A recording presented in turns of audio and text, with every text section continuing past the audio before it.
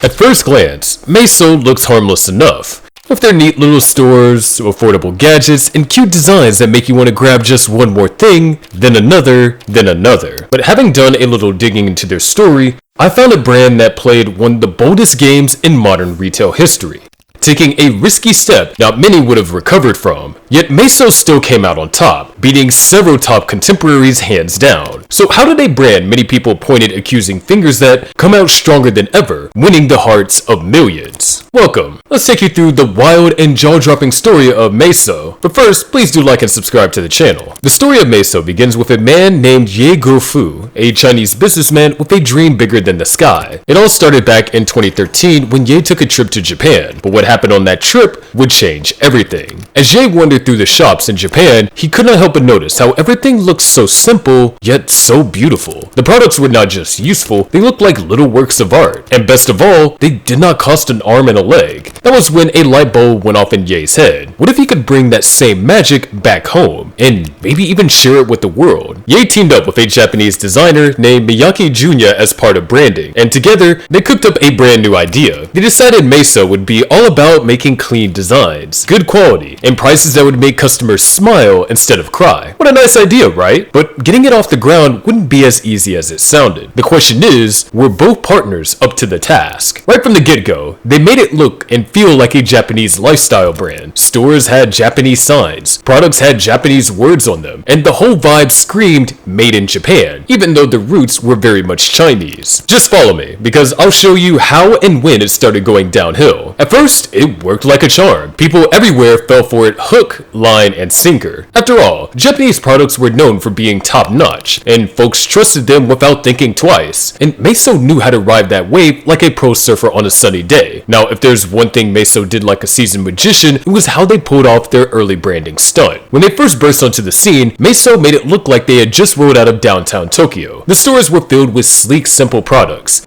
Everything was neat as a pin, and there were Japanese characters sprinkled everywhere you looked. To top it off, the whole vibe inside their stores felt like you had just walked into a mini version of Muji or Uniqlo. And boy did people like it. In countries all over the world, customers saw those Japanese touches and thought, well, if it's Japanese, it must be good. Japanese brand had already earned a gold star when it came to quality and design, so Miniso rode that reputation to the open field like a prize horse. And guess what? Their plan worked like a charm. But things don't always go as planned, and here's where the plot thickens. As Miniso started popping up in more countries, sharp-eyed customers and reporters began to ask tough questions. Why were there no Miniso stores in Japan? Why were some of the Japanese words on their products a little off? Some of the Japanese on the products did not make much sense. Now, that was a red flag if there ever was none. Things came to a head when one product was so badly mistranslated that it caused a major public outcry. That's when Pandora's box opened and the truth came out. Miniso was a Chinese brand, not a Japanese one. The backlash hit hard, and people started accusing Miniso of playing dress-up to win trust. So, what do you think would happen next? Was the brand going to disintegrate after getting exposed? Well, hold on, because here's where it gets even more shocking. On realizing the jig was up and their game plan exposed, Miniso did something smart, something even the biggest retail stores in the US could not have done. They came clean. They apologized publicly and promised to stop pretending to be a Japanese brand. Instead of doubling down on the disguise, they began de-Japanizing their stores. They switched the signs to Mandarin, changed their story to highlight their Chinese roots, and tried to make amends with customers. They began to proudly show off their real Chinese heritage, while still keeping that fresh, simple style people loved. And believe it or not, it worked. Even after the mask slipped, Miniso still retained most of its loyal customers. That was all they needed to start off again. People still loved the cute designs, the affordable prices, and the way the stores made shopping feel like a treasure hunt. Sure, the journey had a few bumps in the road, but Miniso was far from throwing in the towel. In fact, they were just getting warmed up. And just like that, Miniso managed to turn a sticky situation into a second chance. But believe me, that was only the beginning of their wild tirade, because it gets even crazier from here on out. Now hold on to your hats, because what Miniso did next is the kind of stuff marketing dreams are made of. After cleaning up their image, Miniso set their sights even higher. They were not just happy with being a hit in a few countries, they wanted to take over the world, and fast. By 2024, Miniso had planted its flag in more than 100 countries, with over 5,000 stores bustling with customers, achieving a revenue of $2.32 billion US.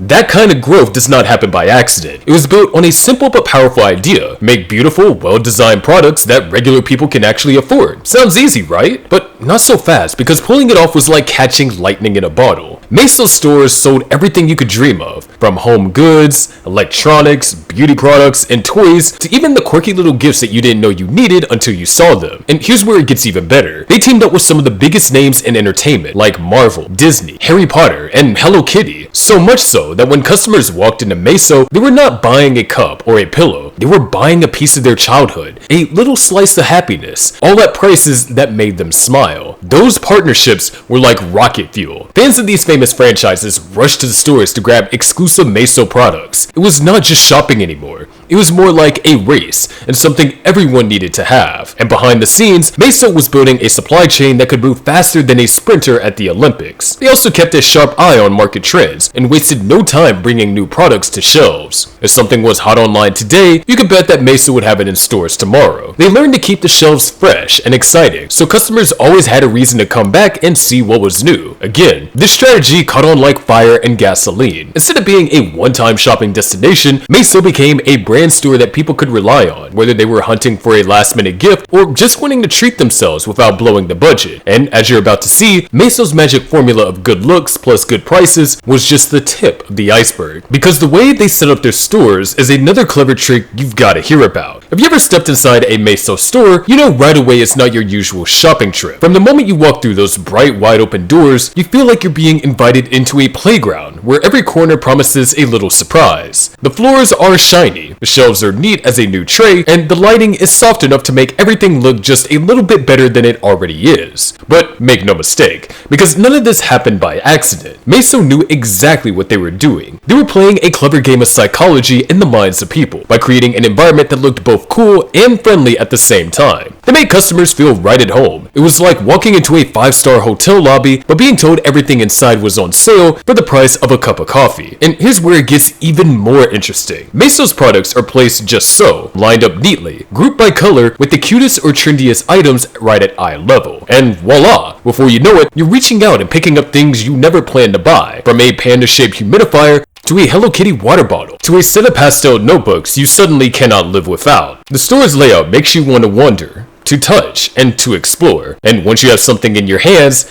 chances are it's going home with you. That's nothing but retail magic in its pure and simplest form. But if you think that is all, then you got another thing coming. Miniso also has another trick up its sleeve. They change their stock so often it'll make your head spin. One week it's Marvel superhero mugs. The next week it's unicorn themed headphones. Because the products are always rotating, customers feel that tiny voice whispering in their heads, if you don't grab it now, it might be gone forever. And that, my friend, is how Miniso turns casual window shoppers into loyal basket-filling customers without even breaking a sweat. Now, it would be easy to think Miniso's journey has been smooth sailing all the way, but here's where the story takes a few unexpected bends and turns. Because even the most promising brands can find themselves in hot water when they least expect it. Miniso's first big bump in the road came when people start realizing that it was not really a Japanese brand after all. That little white lie about their roots caused quite a stir. Some people thought they were fooled, and critics were not shy about pointing fingers. It just shows us that in today's business world, customers want to know the real story, not just a polished one. But Miniso's troubles did not stop there. As they began expanding like popcorn inside the oven to new countries, they found themselves toe-to-toe with some heavy hitters. Local brands that didn't know what to do with a foreign competition that was intimidating fought back. Global giants dug in their heels, restating their claims. And if that wasn't enough, the COVID-19 pandemic swept across the globe, throwing supply chains into complete chaos in 2020. Factories shut down, shipping routes got tangled up like a ball of yarn, prices went through the roof, and it would have been easy for Miniso to throw in the towel. But instead, they rolled up their sleeves and got to work. They leaned on their flexible sourcing strategies, shifted gears quickly when problems popped up,